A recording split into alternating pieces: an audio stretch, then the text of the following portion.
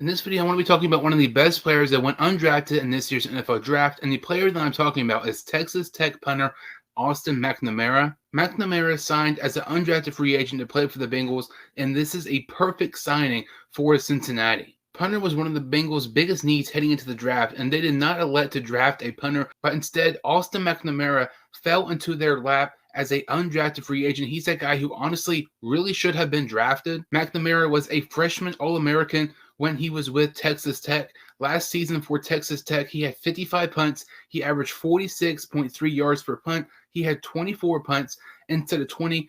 43% of his punts were inside the 20. And when you look at Brad Robbins, the Bengals punter last season, he was very, very underwhelming.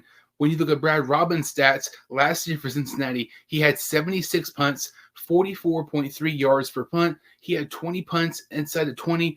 26% of his punts were inside the 20. So Austin McNamara had 21 less punts than Brad Robbins did, and he was still able to get 4 more punts inside the 20-yard line. According to Pro Football Focus, Austin McNamara had a 87.6 punting grade. That was third among all punters in college football this past season. He ended his collegiate career averaging 45.91 yards per punt. That is the highest in Texas Tech history, and is also the highest in Big 12 history as well. Austin McNamara is 10th in FBS history for average yards per punt for a punter who has at least 150 punts in their collegiate career. He's been one of the most consistent punters in college football the last couple of years, and it was really surprising. He was mentioned as maybe a 6th or 7th round draft pick for maybe a team that needed a punter, and that definitely kind of fits Cincinnati in this draft, but they, like I said, did not draft a punter. This is really good by Cincinnati because they did not even have to use a draft pick